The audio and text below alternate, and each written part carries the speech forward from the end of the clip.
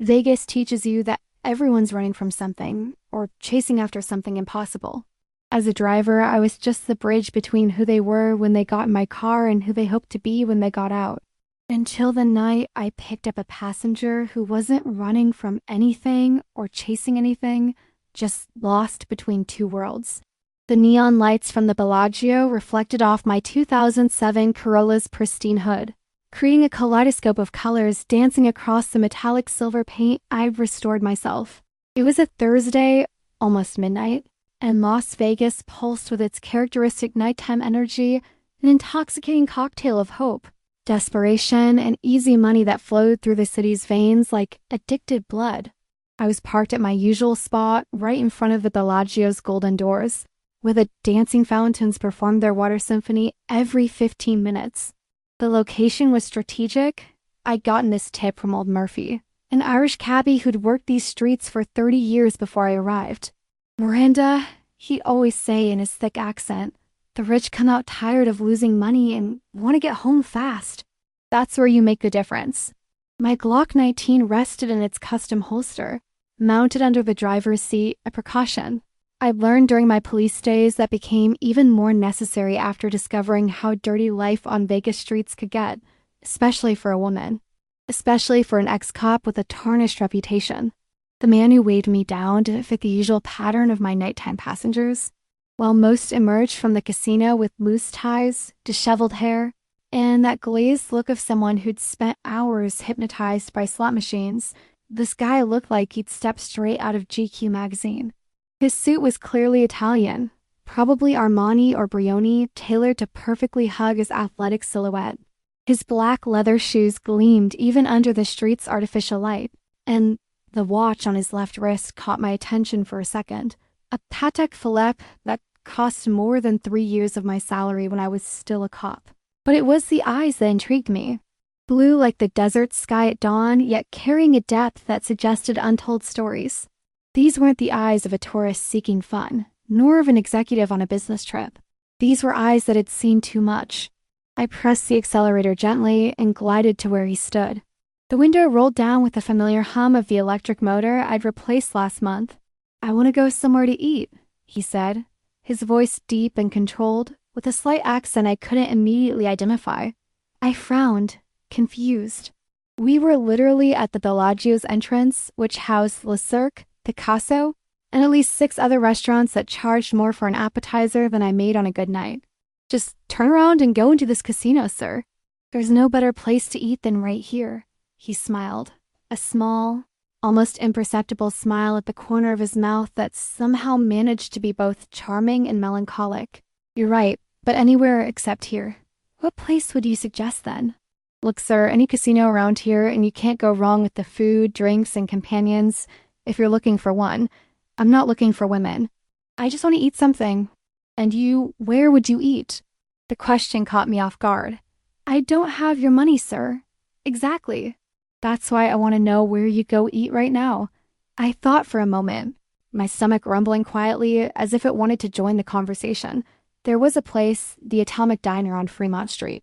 A 50s diner that Tony Benedetto had kept running 24 hours since inheriting it from his father. The place was an authentic piece of old Vegas, with red vinyl booths, formica counters, and a jukebox that still played real Elvis. It's where the real Las Vegas ate. Cab drivers, cops, construction workers building new hotel complexes, dancers getting off their midnight shifts, mechanics, security guards, real people with real problems who needed real food at real prices. I'd go to the Atomic Diner and order a double trouble burger. 2 patties with smoked bacon, melted cheddar cheese, caramelized onions, iceberg lettuce, and Tony's special sauce, which he never reveals the recipe for. It comes with hand-cut fries and a vanilla milkshake. "Then take me there," he said, already getting into my car. "Are you sure, sir? It's not really your style." His blue eyes met mine in the rearview mirror, and for an instant, I felt like he could read every thought in my head. "Are you a cabbie or a tour guide?" The tone wasn't rude, but there was a firmness there that reminded me of the veteran detectives I'd worked with. "Sorry, sir." "Atomic it is then." He settled into the back seat with the natural elegance of someone accustomed to being served. And immediately my Corolla's interior was invaded by an expensive, subtle fragrance, Crudiventus, if I had to bet. The scent of a man who could buy anything he wanted. His eyes scanned the car's interior with an inspector's attention, noticing details most people would ignore. The restored dashboard, the leather seats I'd sewn myself, the sound system I'd installed personally. What year is this car? 2007. It's perfect. Yes, it is. I take real good care of it. I noticed. As I maneuvered away from the curb, I took the opportunity to observe him better in the rearview mirror. Under the car's softer interior lighting, I could see he was younger than he appeared on the street, probably early 30s. There was something familiar about him, like a song you recognize, but can't remember where you heard it. "What's your name?" he asked, his voice breaking the silence that had formed. "Miranda Crawford, at your service," I replied, forcing a smile in the rearview mirror. "And yours? Or do you prefer to remain anonymous?" I asked in my best retired detective tone. "My name is Victor Hawley." My blood ran cold. My hands tightened on the steering wheel for a split second before I managed to control myself. Victor Hawley. The Victor Hawley. During my police days, that name was an urban legend walking the thin line between the department and the streets. Victor Hawley had been the youngest police chief in New York history at 35, a prodigy who had revolutionized operations against organized crime on the East Coast. His meteoric rise had been brutally interrupted when his wife, Victoria, who suffered from schizophrenia, committed suicide after discovering he was having an affair with Ann Shepard, a tough-as-nails captain recently promoted in the NYPD. The scandal that followed, lies about being threatened by criminals, speculation about questionable investigation methods, leaks about secret operations, burned his NYPD career in a matter of months. But this man was definitely not Victor Hawley. Not even close. Hawley was what they called the devil incarnate, a man who'd been run out of the police force for scandal and corruption, but who later returned as one of New York's most powerful and feared men, facing down the very institution that had rejected him. The latest information circulating through departments suggested he'd gotten involved with the Volk Bratva, the most powerful Russian Mafia faction on the East Coast, transforming himself into something far more dangerous than a simple corrupt ex-cop. The real Victor Hawley was 6'1", with broad shoulders built by years of military training, a characteristic scar on the left side of his neck, the result of a confrontation with the Torino family in 2019, and steel gray, eyes that seemed able to pierce anyone's soul. He spoke with a heavy New York accent, had a particular way of gesturing with his left hand when explaining complex operations, and possessed a physical presence that made even war veterans feel uncomfortable. The man in my back seat was shorter, too thin to be Hawley, had brown eyes where there should be gray, and spoke with a completely different cadence. There were no visible scars, no aura of controlled violence that made Hawley seem like a predator even at rest. This man was clearly well-educated and well-dressed, but had absolutely nothing of the magnetic and terrifying presence that had made Victor Hawley a legend.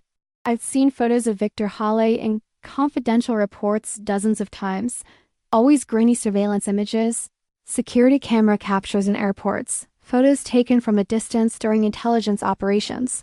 Even when his face was partially obscured by shadows or sunglasses, the physical structure was unmistakable. I'd attended 2 briefings where other agents who had worked directly with Hawley described in precise detail his physical characteristics, his mannerisms, even his personal preferences. This man matched none of those descriptions. The million-dollar question had now completely changed. Who was this guy really? And why the hell was he using the name of one of the most dangerous and recognizable figures in the American criminal underworld?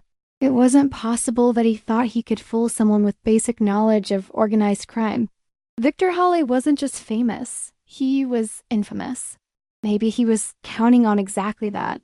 Maybe using Victor Hale's name was a way to send a specific message, a veiled threat, a warning, or simply a way to ensure nobody would ask too many questions. After all, who would be crazy enough to pretend to be Victor Hawley without having a very serious reason for it? Or maybe he simply didn't know how recognizable the name he'd chosen was. Maybe he was just a common con man who'd heard the name in some movie or book and thought it sounded impressive enough to impress an ex-cop cabbie.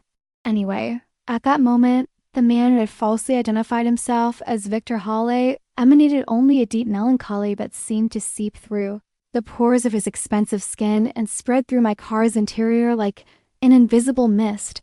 It was a sadness I recognized immediately because it mirrored my own, the loneliness of someone who had lost much while serving causes greater than themselves, the bitterness of someone who discovered that doing the right thing isn't always worth it, the existential fatigue of someone who had seen enough of human nature to know that heroes and villains rarely wear uniforms that clearly identify them. I shifted into first gear and we headed toward Fremont Street, where Vegas's oldest neon still blinked with promises of dreams that might never come true, carrying in the backseat a mystery wrapped in lies and dressed in a suit too expensive for the circumstances.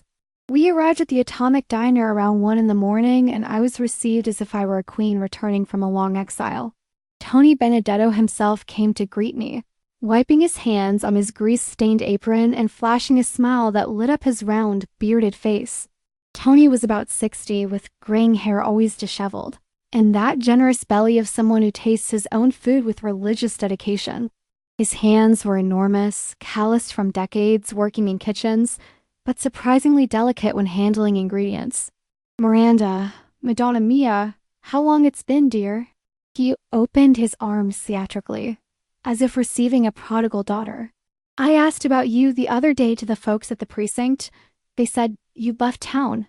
"People talk too much, Tony," I replied with a genuine smile, feeling the familiar warmth of that place. "I'm still here, just changed professions. I brought a special client for you. He wants the best of the house."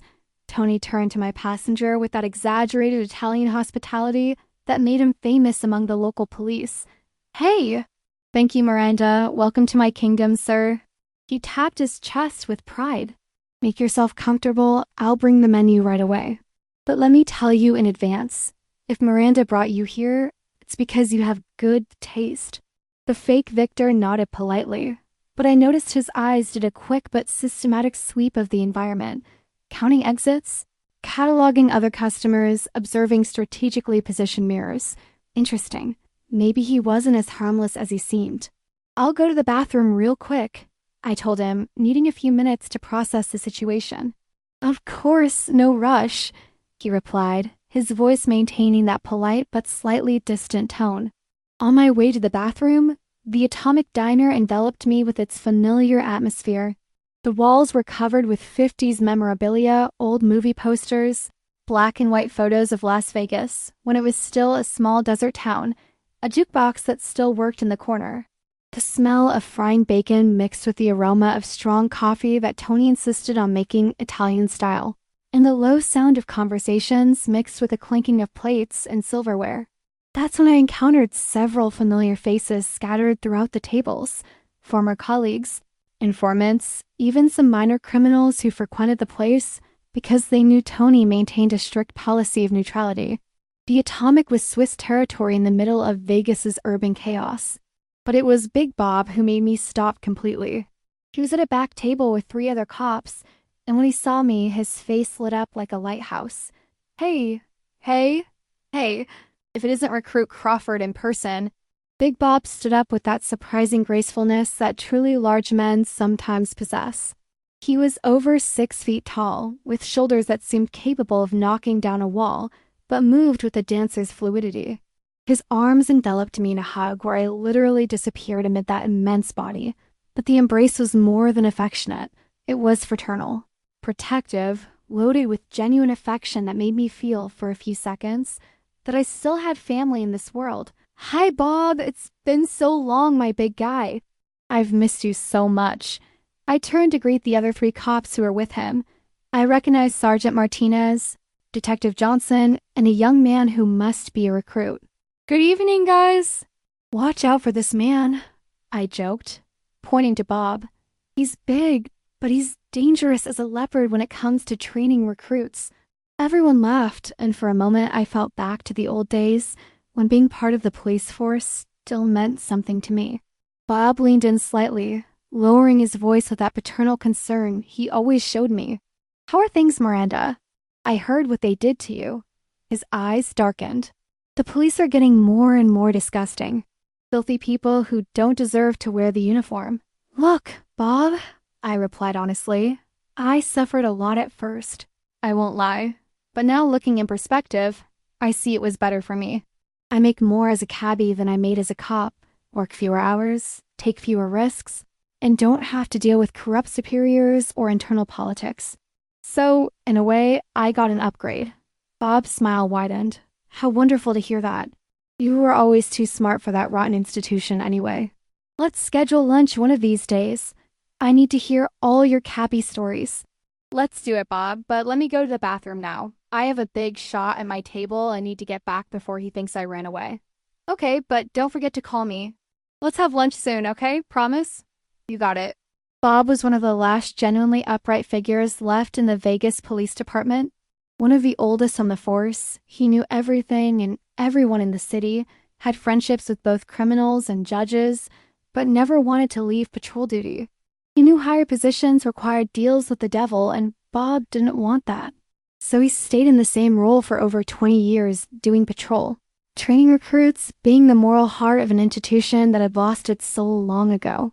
I entered the bathroom, and the first thing I did was open, Google on my phone, and search for Victor Halle.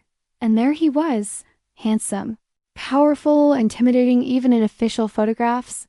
The most recent image showed the real Victor Halle alongside Ann Shepard, now his wife, at the inauguration of Obsidian Tower, his new headquarters in Manhattan.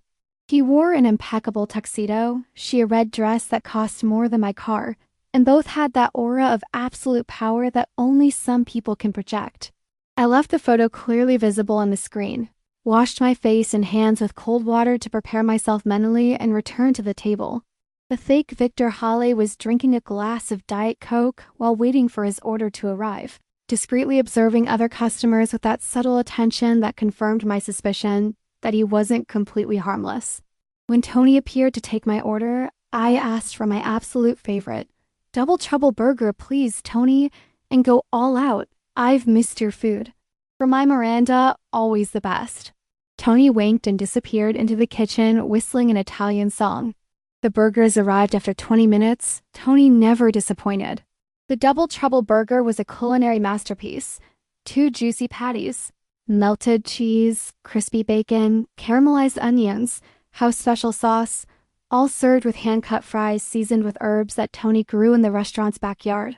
We ate in relative silence for a few minutes, exchanging casual comments about the city, about the Elvis, John Lennon, and Marilyn impersonators who appeared on every Vegas street corner. He demonstrated superficial knowledge of the city, like someone who had studied a tourist guide but never really lived here. It was when we were drinking our milkshakes, strawberry for me, vanilla for him, that I decided to take a risk and ask the question that had been hammering in my head since we got in the car. Victor, I said in a carefully casual voice, why did you lie to me? He looked at me over his straw, and I saw a flash of recognition in his eyes. He knew exactly what I was talking about, but he played dumb with the ease of someone who had lied professionally many times before. I don't understand, he replied, but his voice lost that relaxed cadence he'd maintained throughout our entire conversation. Without saying anything, I stretched my arm and placed my phone facing him, with the photo of the real Victor Halle filling the entire screen. The difference between the two men was striking. Where the man in the photo radiated power and controlled danger, the man across from me suddenly seemed smaller, more vulnerable. He looked at the photo for several seconds too long, and of course he recognized it. How could he not? But then he asked the most idiotic question he could have asked. Handsome man. Who is he? He, I replied with barely disguised sarcasm, is the real Victor Halle? And the questions that won't stop nagging at my mind are, who are you really? And why the hell did you lie about your identity? I leaned slightly forward, keeping my voice low but firm. I don't know you, and I'm not particularly interested in who you are. Everyone has their secrets. But it's very strange for someone to choose precisely the name of a man as dangerous as Halle to use as a false identity.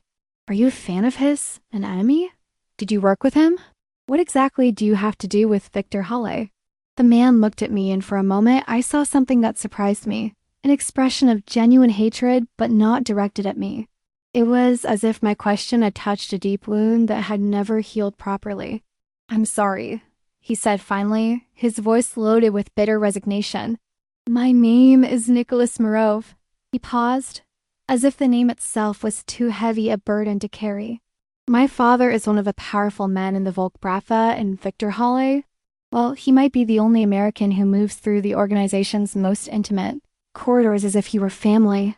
He stirred his milkshake absent-mindedly, as if organizing painful thoughts. My father and Halle are like father and son. Literally, Halle has access to information that even I don't have, participates in decisions that affect the entire East Coast, and my father, his voice took on a tone of wounded sarcasm. My father is always telling me, if you were like Halle, you wouldn't screw up so much. Halle would never disappoint the family like this. Why can't you be more like Victor? Nicholas laughed, but it was a sound completely devoid of humor. You can't be someone like Halle. It's impossible. The man is a living legend, a ghost who became reality. Someone who can navigate between completely different worlds without losing his sanity. But my father is crazy and genuinely believes I can transform into him. He stopped stirring his milkshake and looked directly into my eyes. I had fought badly with my father before coming here, left the casino to clear my head, to disappear for a few hours and try to forget another disappointment I caused the family. When you asked my name, he shrugged with an almost childlike sadness. I thought it was funny. I wanted to be Halle for a minute, feel what it would be like to have that power, that respectability, that competence. But apparently it didn't help at all. In a way, that man suddenly seemed fragile despite the powerful surname he carried. In that instant, his guard was completely down, exposing vulnerabilities he probably kept hidden from most of the world. It was as if seeing the photo of the real Halle had broken some childish fantasy that helped him bear the constant pressure of being the son of one of the most dangerous men in the Russian Mafia. Is your father here in Vegas? I asked, trying to keep my tone neutral, but feeling a pang of concern. If Dmitry Mirov was in the city, that could significantly complicate my night. No, he's in Moscow closing some deals with the Georgians. Nicholas smiled with contempt. When he comes to the United States, he goes straight to Manhattan to meet his golden boy. They meet at Obsidian Tower like it's a family reunion. And what are you doing here? Anyway, I insisted, sensing there were more layers to this story. Nicholas sighed and finally took a sip of his milkshake. I came to resolve some problems at the Bellagio casino. We have significant participation in money laundering operations through the high-limit poker tables, and I came to adjust the percentages with the local managers. He grimaced. Another opportunity to prove to my father that I can be useful to the organization. Another chance to show I'm not completely incompetent. His voice took on a darker tone. But the negotiations didn't go as planned. The guys at the Bellagio think they can jerk us around because they know my father isn't here to back me up. And they're not completely wrong. I don't have the intimidating presence that Halle would have in a situation like this. Nicholas looked out the restaurant window, observing the neon lights that were beginning to intensify with the arrival of night.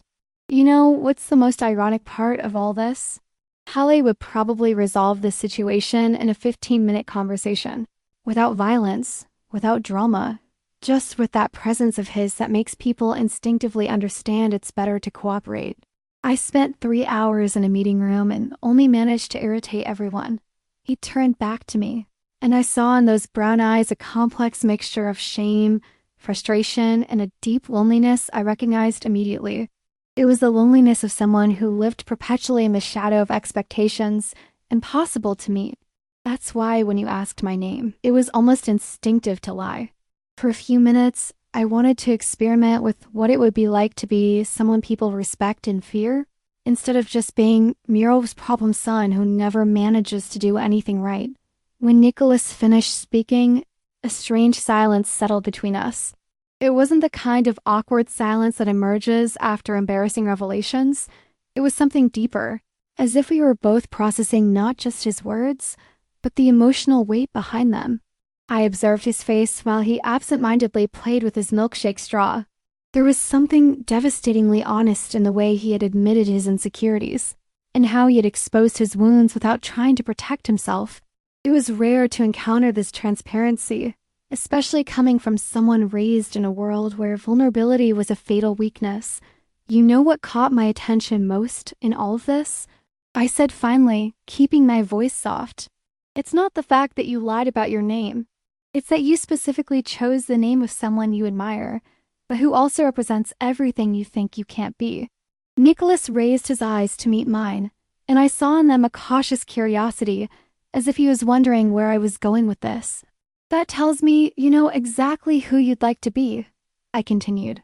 The question is, why do you think you need to be a copy of someone else to have value? He laughed, but it was a sound without joy, because my whole life I've been told I wasn't enough just being myself. My father, he doesn't see Nicholas Mirov when he looks at me. He sees wasted potential, lost opportunities, a walking disappointment who carries the family name. Something stirred in my chest, an unexpected compassion that caught me off guard. Maybe it was because I recognized that specific pain of never being enough for the people who should love us unconditionally. Or maybe it was because, looking at Nicholas in that moment, I could see not the spoiled son of a powerful criminal, but a genuine man trying to find his place in the world. Everyone deserves to be seen for what they really are, I said, extending my hand across the table and lightly touching his. Not for what they should be, not for what others want them to be, but for what they are. The contact was brief, but I felt an unexpected electricity in the touch. Nicholas felt it too. I saw in his eyes a surprise that mirrored my own. I withdrew my hand quickly, but the warmth of the contact remained. You don't know me well enough to say that, he said, but his voice lacked conviction. Maybe not, I admitted. But I know enough to know that anyone who feels bad about lying to a stranger about their name can't be as bad as they think they are. Nicholas smiled then, the first genuine smile I'd seen from him all night. It wasn't the polite, controlled smile he'd used in the car, but something more real, warmer. You have an interesting way of saying things, Miranda Crawford. 10 years as a cop teaches you to read people, I replied. And you, I paused, choosing my words carefully. You're not what I expected when I discovered you'd lied. What did you expect? Someone more dangerous, maybe. More calculating. I searched for the right word. You're surprisingly human for someone raised in the world you were. Is that a good thing or a bad thing? Definitely good, I said without hesitation, and I saw something light up in his eyes. That's when Tony appeared with the check, breaking the moment with his effusive presence. Everything okay with you kids? Did you like the food? Miranda, you have to come more often. You can't disappear like that. I promised, Tony. The food was perfect as always. When Tony walked away, Nicholas grabbed the check before I could protest. Let me handle this. It's the least I can do after everything. You don't need to. I want to, he said, and there was a firmness in his voice that hadn't been there before. Actually, I have a kind of crazy question for you. I raised an eyebrow, curious. You said you know Vegas better than any tour guide. How about showing me the real city? Not the bright casinos and shows, but the places where real people live their real lives. The question caught me completely off guard. Why? Because he hesitated for a moment, as if organizing complex thoughts. Because spending time with you made me realize that maybe I've spent my whole life trying to impress the wrong people. And maybe it's time to start meeting people who see me as well as Nicholas. Just Nicholas. There was something in the way he said my name that made my heart race slightly. It wasn't just physical attraction, though he was undeniably attractive, but something deeper. It was as if, for the first time in a long time, someone was really seeing me, not just as the tough ex-cop or the efficient rideshare driver, but as Miranda. That could be dangerous, I said, trying to keep my voice light. I know places that definitely aren't on the tourist route approved by the Miro family. Perfect, he said, and his smile widened. I think I've spent too much time in approved places already. And so it was, surrounded by the familiar warmth of the Atomic Diner, watching Nicholas Mirov look at me as if I were the most interesting person he'd ever met, that I felt something I hadn't felt in years. The possibility of a real connection with another person. It was terrifying and exciting at the same time. All right, I said finally, but you'll have to trust me completely. Some of the places I want to show you require you to be just Nicholas, not Dmitry Murov's son. Can you do that? With you?" He looked directly into my eyes, and I saw in them a sincerity that made me swallow hard. "I think I can try." We left the Atomic Diner into the dry heat of the Vegas night. The neon lights were beginning to intensify, creating an almost surreal contrast with the intimate conversation we'd shared. Nicholas walked beside me to my Honda Civic, and I couldn't help but notice how different he seemed now, less tense, more present. "So," he said, stopping beside the car and facing me, "where are we going first, tour guide?" There was something playful in his voice that made me smile. "That depends. Are you prepared to see Vegas through the eyes of someone who actually lives here? There won't be Dom Perignon champagne or VIP tables. I promise I'll survive without caviar for one night," he replied, and again that genuine smile appeared. We got in the car, and as I started the engine, I felt a different energy between us. It was no longer the tension of strangers trying to figure each other out, but something more intimate, as if sharing vulnerabilities in the restaurant had created an unexpected bridge between our worlds. "First stop," I announced, pulling out of the parking lot. A place most tourists never see, but which is the real heart of Vegas. I drove through streets I knew by heart, passing the illuminated casinos of the Strip until I reached a more residential neighborhood. It was an area most people ignored, modest houses, small local businesses, the kind of place where real families raised their children and built their lives away from the artificial glamour of the city. I stopped in front of a small park where some children were still playing under the supervision of parents tired from work.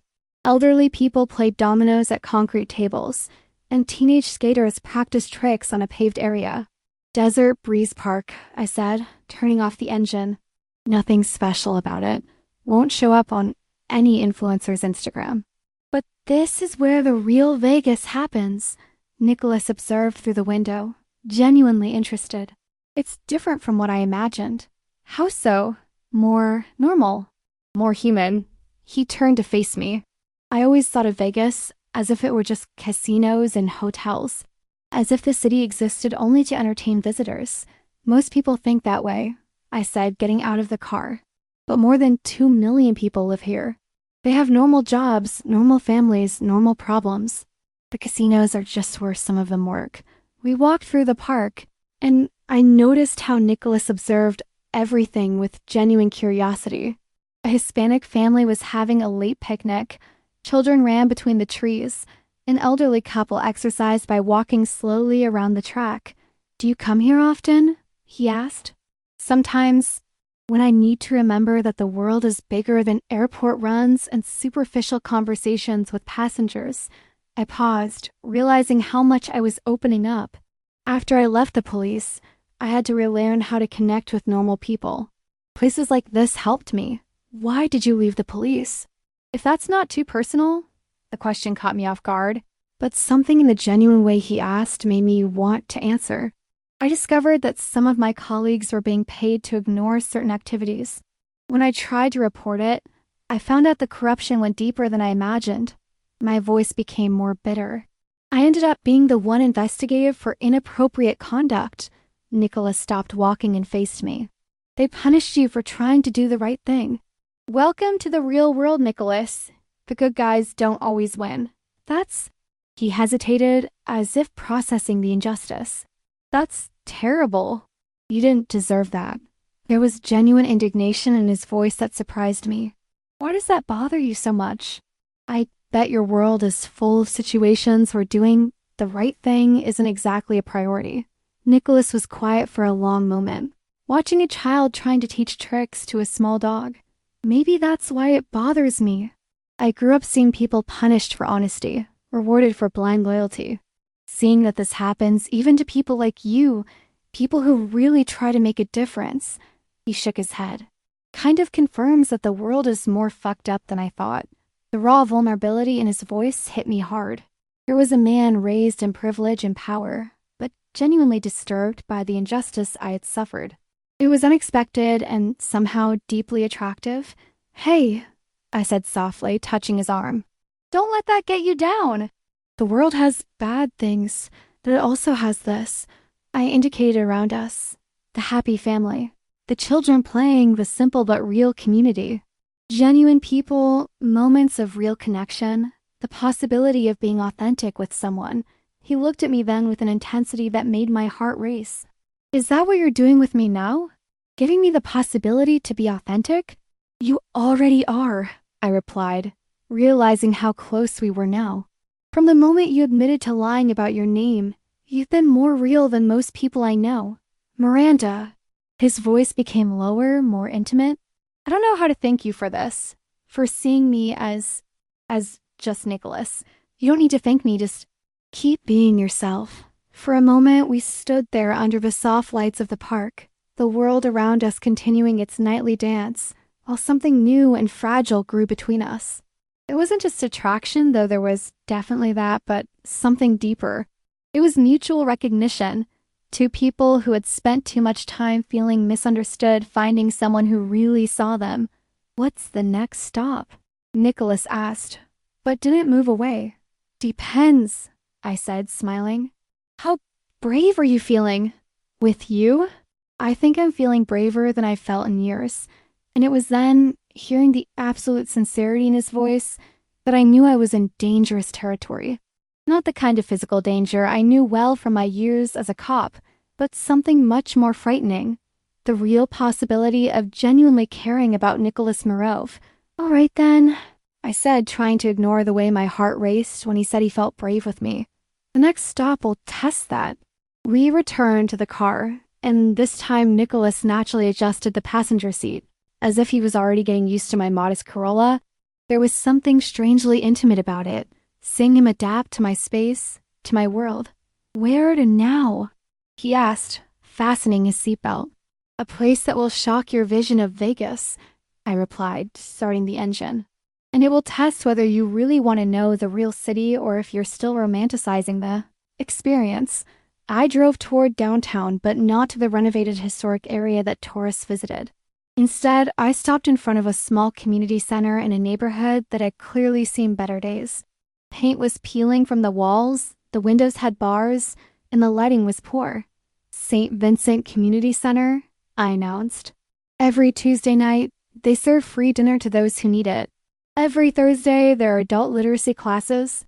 And on Saturdays, support groups for recovering addicts. Nicholas observed the building, but not with the discomfort I expected. Instead, there was genuine curiosity in his eyes. Do you volunteer here? Sometimes. When I can. I turned off the engine and faced him. Do you know why I brought you here? To show me that I have privileges and that there are less fortunate people? His answer had no defensive tone, just real curiosity. No, I brought you here because I want you to see something. I got out of the car and he followed me. Come on. The early morning was advancing and we walked to a small area behind the community center where some people gathered informally.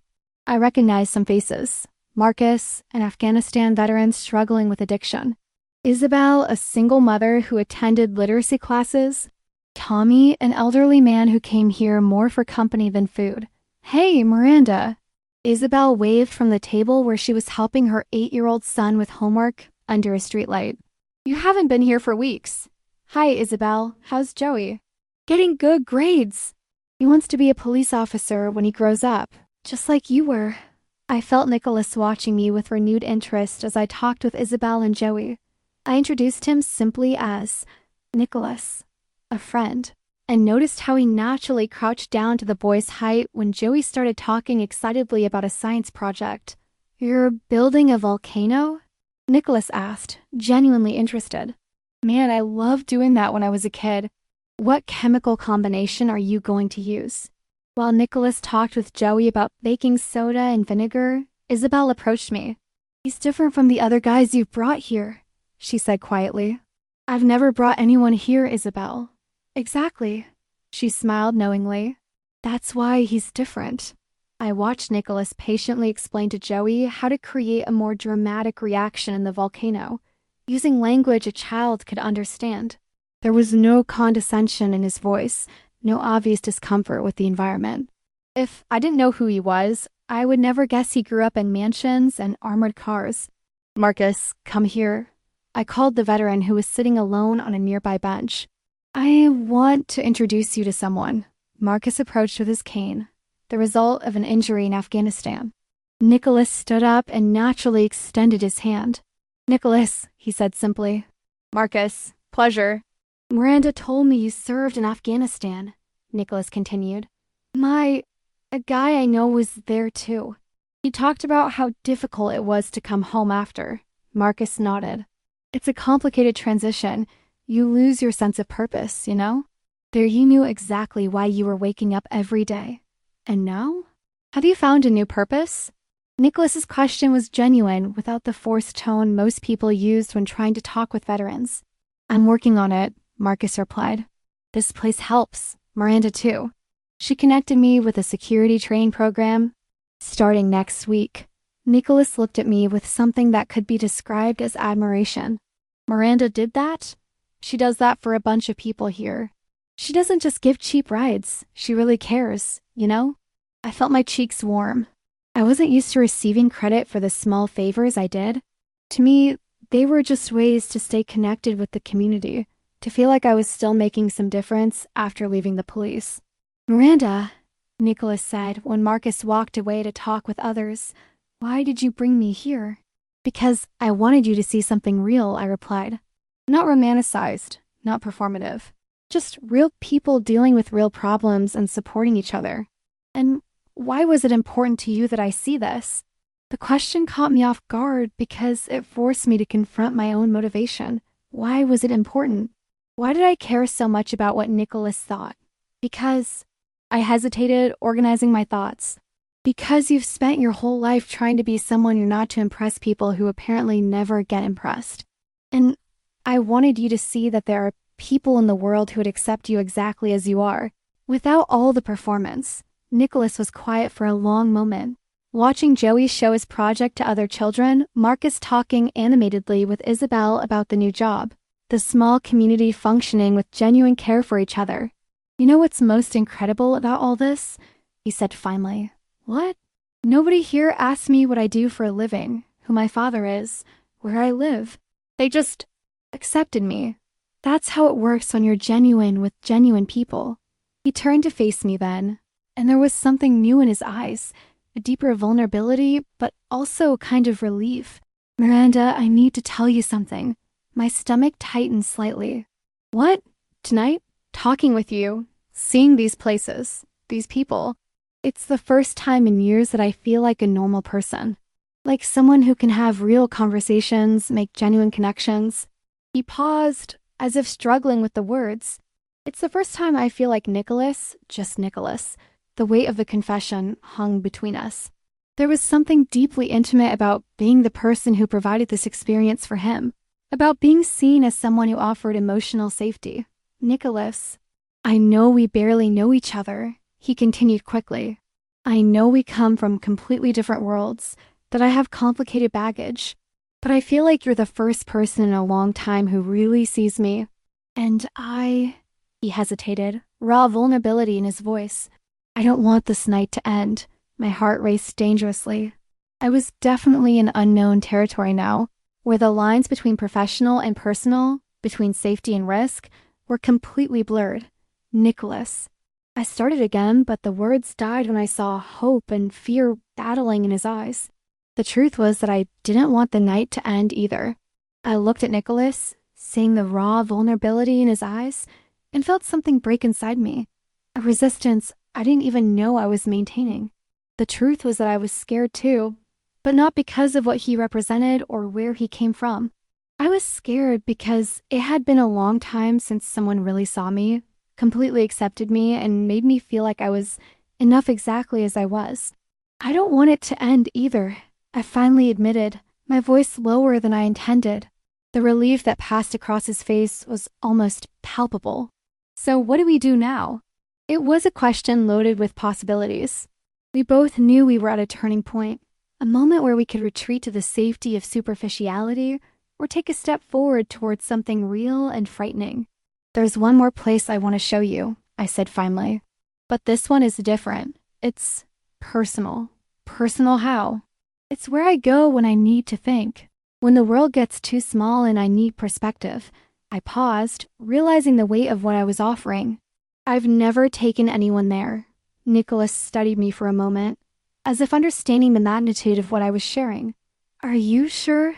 No, I replied honestly. But this whole night has been about doing things I'm not sure about. And so far, I looked around, at the small community surrounding us, at the genuine connection we had built. So far, it's been worth it. We said goodbye to Isabel, Joey, and Marcus, with promises to return soon. In the car, I headed toward the mountains surrounding Vegas, following increasingly deserted roads until we reached a small overlook that few knew about. It was a simple place, just a flat area on the mountainside with a view of the entire city. From there, Vegas stretched out like an ocean of lights, the casino towers looking small and distant, all the artificial grandeur reduced to bright dots against the dark desert. Wow, Nicholas said softly, getting out of the car and observing the view. It's incredible. I've been coming here since I moved to Vegas, I said, leaning against the Honda's hood. Especially when things get complicated. From this distance, all problems seem smaller, more manageable. Nicholas positioned himself beside me, our shoulders almost touching. Including me? The question made me smile. You're not a problem, Nicholas. You're complicated, maybe. Unexpected, definitely. But not a problem. So what am I? I turned to face him, and in the silence of the desert, with only the distant city lights and the starry sky above us, the truth came out before I could censor it. You're the first person in a long time who makes me want to lower my defenses. Who makes me feel like maybe, just maybe, I don't need to do everything alone. Miranda, his voice had an almost reverent quality. I know it's crazy, I continued quickly. We met today.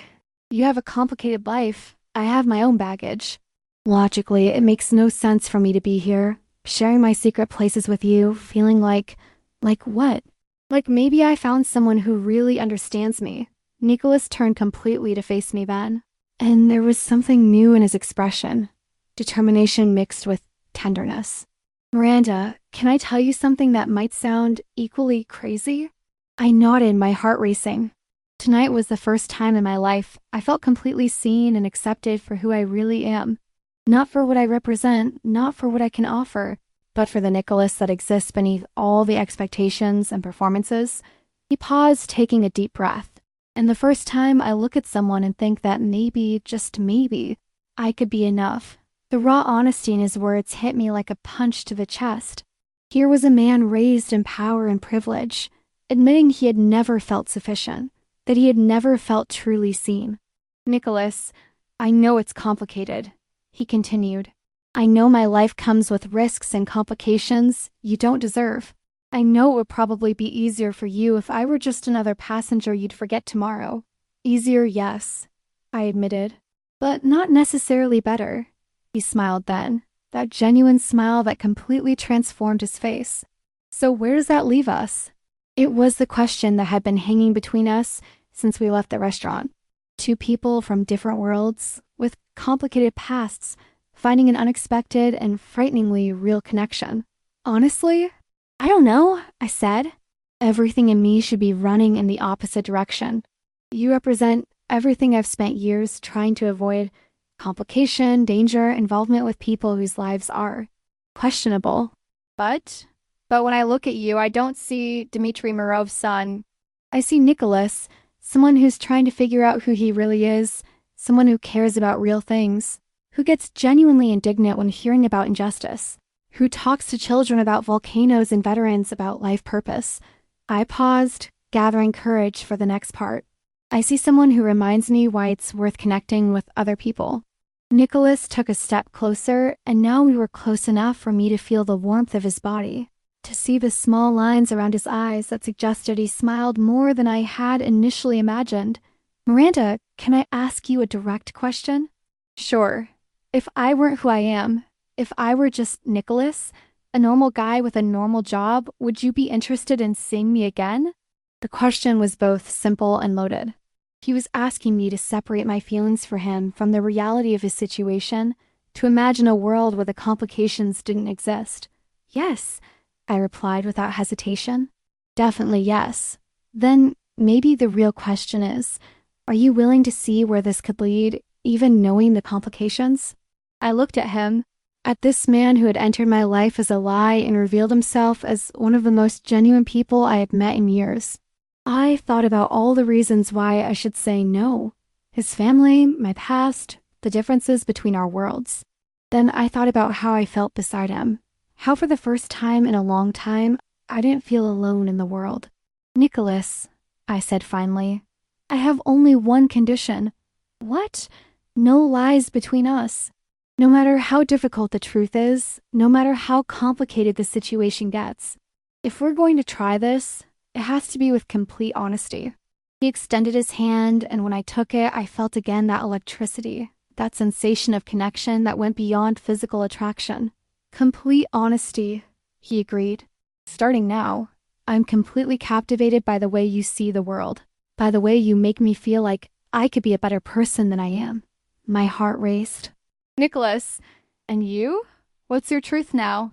I looked into his eyes, seeing hope and vulnerability in equal parts, and knew I was about to jump off an emotional cliff without a safety net. "My truth is that I'm terrified," I said. "But for the first time in years, I'm terrified in a way that makes me feel alive. And that," I took a deep breath, "that's worth any complication that might come."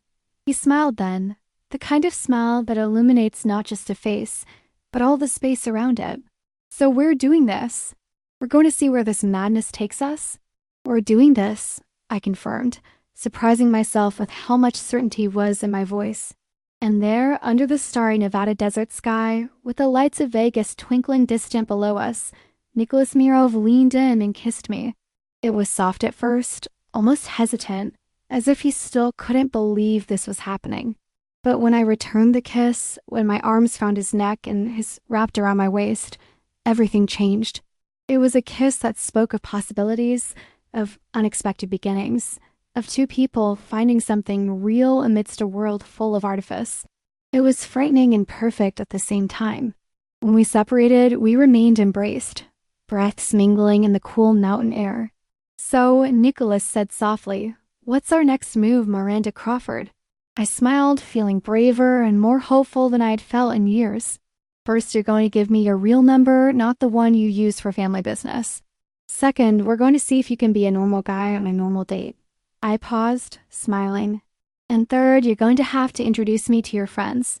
The real ones, not the professional contacts." "And you? Will you introduce me to your friends?" I thought about Isabel, Marcus, Tommy, the people who really mattered in my life. If you can keep being just Nicholas? "Yes, definitely. Just Nicholas," he repeated, as if testing how it sounded.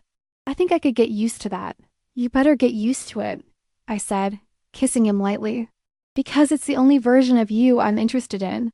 We stayed there a few more minutes, just holding each other and watching the city lights, both knowing we had crossed a line we could never undo. It was the end of a night, but clearly the beginning of something much bigger. When we finally descended the mountain, it was almost 2 a.m. Nicholas insisted on accompanying me to my apartment, not for protection or protocol, but because, as he said, I wasn't ready to say goodbye yet. At the door of my modest building, very far from the luxury hotels where he was probably staying, we kissed again. This time it was more intense, charged with the promise of everything that was to come. "Call you tomorrow?" he asked, and there was an almost adolescent vulnerability in the question. "You better call," I replied, smiling, "because Nicholas or no Nicholas, if you disappear now, I'm going to hunt you down." He laughed, kissed my forehead gently, and waited until I entered the building before leaving. Later, lying in bed, looking at the ceiling of my small apartment, I could still taste his kisses, still feel the warmth of his arms around me. I had started the day driving what I thought would be just another routine ride. I was ending it with the possibility of something that could change everything. It was terrifying. It was complicated. It was potentially dangerous. And for the first time in a long time, I could hardly wait to see what would happen next. The message arrived the next morning, simple and brutal. "My father called me. I have to go. Thank you for the night, and I'm sorry, Nicholas." I sat on the edge of the bed holding the phone, reading the words again, hoping maybe they would change, that they would reveal some hidden meaning that made everything less cowardly. But no, it was exactly what it seemed, an escape disguised as an apology. I didn't feel my heart shatter. I didn't collapse in tears. Instead, I felt something much more familiar and infinitely sadder, the quiet confirmation that I had been right from the beginning. Of course he had run. Of course, the reality of mourning had dissipated the magic of the previous night. Of course, a man raised in privilege and power, however genuine our connection might have seemed, couldn't resist when Daddy called. I put the phone in the dresser drawer and went to shower. The hot water washed the last traces of his cologne from my skin, and with it, any residual fantasy that Nicholas Mirov could be different from all the other powerful men I had known. An hour later, I was back to work, as if nothing had happened. As if I hadn't spent an entire night showing my most cherished places to a stranger. As if I hadn't kissed someone under the stars and, for one bright and stupid moment, believed that maybe this time could be different. Miranda! Isabel greeted me when I stopped by the community center to drop off some donations. How's your friend, Nicholas? He had to travel, I replied simply, not missing a beat of my normal rhythm. Oh, what a shame. Joey hasn't stopped talking about the volcano since yesterday. I smiled, an automatically warm expression that perfectly hid the pang of sadness I felt imagining Joey waiting for Nicholas to come back to see the finished project. Another child who would learn early how adults disappoint. I'll teach him about the volcano next time I come. I promised. Because that was the difference between us. I stayed, I kept my promises. I didn't run when things got complicated or when someone in authority snapped their fingers. For the rest of the week, I continued my life exactly as before. I drove. I worked. I helped at the community center. I did all my normal routine and discovered with relief that it was surprisingly easy to get back on track. Maybe because I had never really left it. On Thursday night, while organizing some old papers, I found a book I hadn't opened in months. The Shepherd Command, a novel I had read and reread so many times that the pages were worn at the edges. The story of Captain Anne Shepard and Victor Hawley still captivated me, even after all these readings. Two impossible worlds. She, an elite military officer commanding secret operations.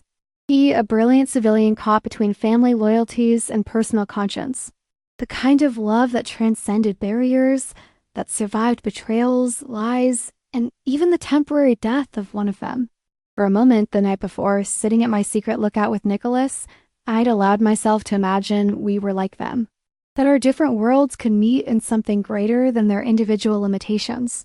That maybe I could be as brave as Anne, and he as determined as Victor. What nonsense. Anne Shepard was a fictional heroine who commanded impossible missions and always found a way to save both the mission and the man she loved. Victor Hawley was a character created to be worthy of her, someone who, when confronted with the choice between family and love, always chose love. I was just Miranda Crawford, ex-cop who drove for a living in Las Vegas, and Nicholas was just another rich and complicated man who, when confronted with the first real difficulty, chose the easiest path. I closed the book and put it back on the shelf. Fantasies were for people who could afford to believe in happy endings. On Friday, I received a bank notification. International Transfer had credited $5,000 to my account, along with a note. For the best night I've had in a long time. Sorry I left like that. And $5,000. As if our night together were a commercial transaction he was finalizing. As if everything we shared could be settled with money. I transferred the entire amount to the St. Vincent Community Center account and attached an anonymous note for Joey's scholarship fund and other children's projects. If Nicholas wanted to pay for our night, at least let it serve something good. 2 weeks later, I saw a small news item in the international paper. Mirov family heir assumes greater responsibility in family business in Moscow. The photo showed Nicholas in an impeccable suit, standing next to his father at some corporate event. He looked exactly like when I first saw him, polished, controlled, performative. As if the version of him I met on Tuesday night had never existed. Maybe it never had existed. Maybe it was all just a temporary performance, a role he experimented with for a few hours before returning to the script that really mattered. A month later, Joey proudly showed me his finished volcano, which had won first place at the school science fair. "Do you think that guy, Nicholas, would be proud?" he asked, adjusting his small glasses on his nose. "I'm sure he would," I replied, and it was true. The Nicholas I knew for one night would have been genuinely happy for Joey's success. But that Nicholas had disappeared somewhere between my apartment and Las Vegas International Airport. That night, driving through the familiar city streets, I passed the Bellagio where it all began. The fountains danced magnificently, the lights sparkled, tourists took photos. Vegas continued being Vegas. Bright, artificial, promising dreams that rarely came true. I smiled to myself, a smile that had more wisdom than bitterness. I had been reminded of an important lesson. No matter how authentic a connection might seem, no matter how real it feels in the moment, some people simply can't choose courage when it really matters. And that was okay. Because I didn't need a Victor Halle to be complete. I didn't need an epic love to have a meaningful life. I had my work, my community, my small acts of kindness that really made a difference. I had a real life with real people solving real problems. It was better than any fantasy. Still, sometimes, just sometimes, when I drove through the mountains at sunset and saw my secret lookout in the distance, I allowed myself to remember how magical it was, for one night, to believe that two people from different worlds could find something that transcended all impossibilities. And then I moved forward because that's what real people did. They moved forward. And so we end the story of Miranda Crawford and Nicholas Mirov, a story about genuine connections in an artificial world, about the courage to show vulnerability and the reality that not everyone can sustain that courage when it's truly tested. Miranda teaches us that our strength doesn't come from finding perfect love, but from building a meaningful life with the choices we make every day. I want to know from you, dear listeners, what did you think of Miranda's journey? Do you believe Nicholas made the right choice by leaving, or that he should have fought for what they found together? And Miranda, do you admire her resilience, or think she should have allowed herself to suffer more for the loss? Would you like to hear more stories from Miranda Crawford, perhaps an unexpected reunion in the future, or a new adventure with other intriguing passengers? Or would you prefer I explore other characters, maybe Isabel's story and how she built her life after losing everything? Or even follow young Joey growing up and discovering that the world is more complex than his science fair volcanoes? Thank you for joining me on this journey through the night streets of Las Vegas and the winding paths of the human heart. Your messages, comments, and suggestions are the fuel that keeps these stories alive. Don't forget to subscribe to the channel, turn on notification bells, and share with someone who also believes that the best stories are those that show us the imperfect beauty of real life. Until the next story, keep driving toward your own horizons, with courage to stop at unexpected places along the way.